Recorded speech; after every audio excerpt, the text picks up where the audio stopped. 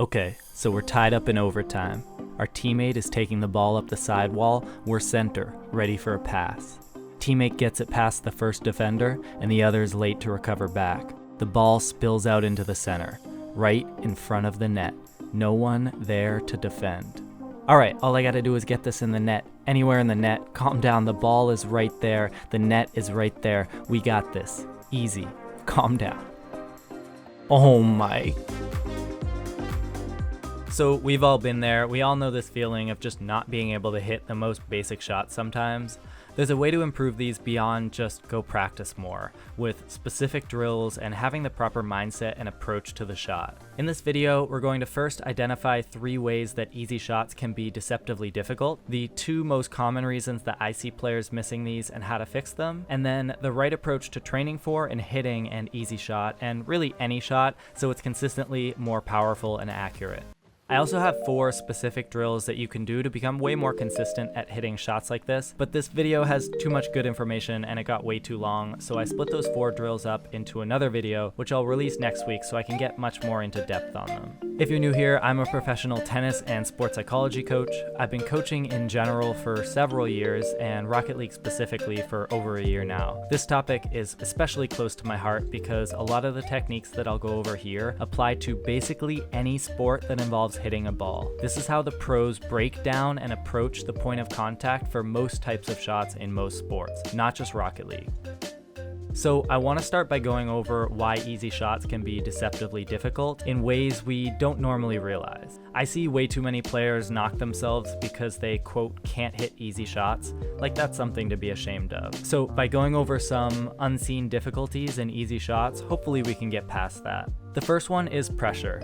When we're going for a tough shot, we can almost expect to miss the shot because we know it's somewhat difficult. So here, there's less pressure on us because if we miss, it's okay. It was a tough shot anyways, which helps us stay loose and calm and sometimes makes this tough shot easier. With an easy shot, however, we know that we should be hitting this shot in, and if we miss, it's gonna feel bad. So there's way more pressure for us to hit this in. With this added pressure, we can start getting into our own head, and that's gonna lead to the next problem, which is overthinking. When we have a slower shot, it often leaves us with more time to think.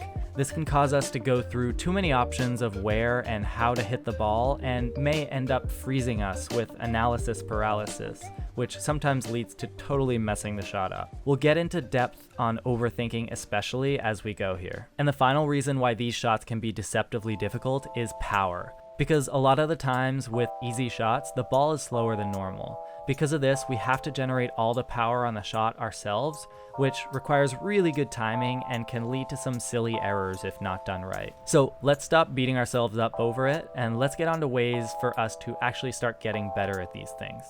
I want to get into the more specifics now by going over the 2 most common reasons for missing straightforward shots that I've seen from coaching and what we can do to avoid them.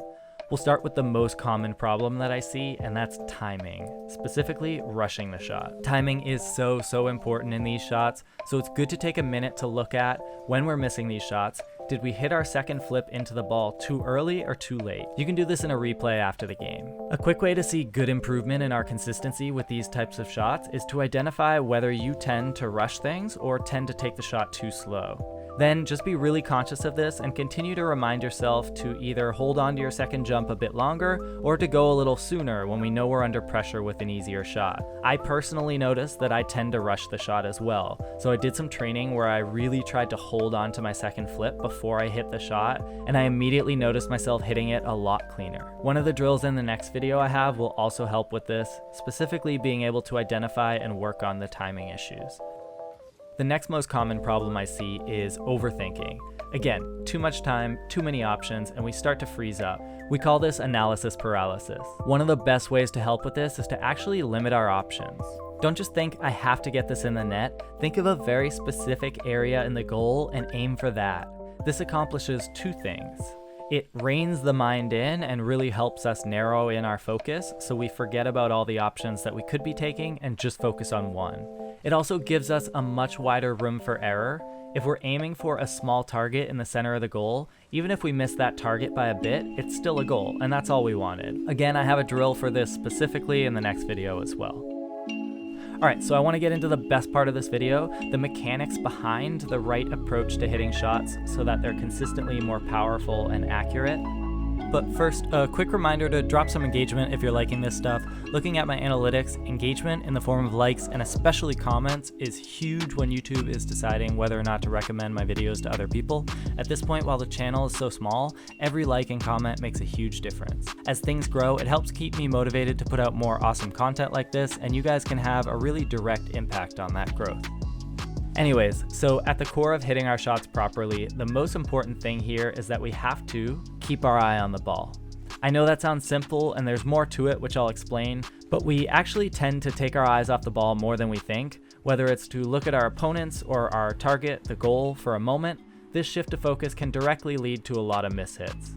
Again, there's more to this though, and to explain exactly how to do this right, I want to use a pool or billiards analogy first. So let's say a pool player is on their last shot, the white ball to the 8 ball. When hitting this shot, they'll line up their white ball to the 8 ball, and then line up their cue, the stick, to the white ball. They also line up the 8 ball to the hole first, but for our purposes, we can ignore that step. Then they visualize the path of the white ball to the 8 ball and look at where they need to strike the white ball, not where the white ball needs to go. No, God!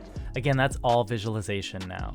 Just like in pool, the key in Rocket League is to visualize a trajectory of the ball to the goal, and then look at the ball and focus on the point of contact, that specific part of the ball that we need to hit in order to accomplish that trajectory, and only that. There's an aspect of reading the ball here too, because we need to set up for where the ball will be when we hit it and not where it currently is. But of course, reading the ball, visualization of the trajectory, and focus on the point of contact will take some time to master, and we will improve as we practice them. So a critique I may already see coming from some is that if we're looking at the ball, how will we be able to read our opponents? So to answer that, I want to explain how pros do this and what is going to happen when we get better at doing this. A common misconception here is that good players are so aware of the play constantly that they don't look at the ball as much, as they don't need to. I know it can seem that way, but what's really happening here is that as we get better at this, we'll improve our ability to visualize the trajectory as well as our peripheral vision of the field. We'll be able to pick up on more information and smaller details such as where our opponents are, their positioning, their speed, and what their next moves are likely to be.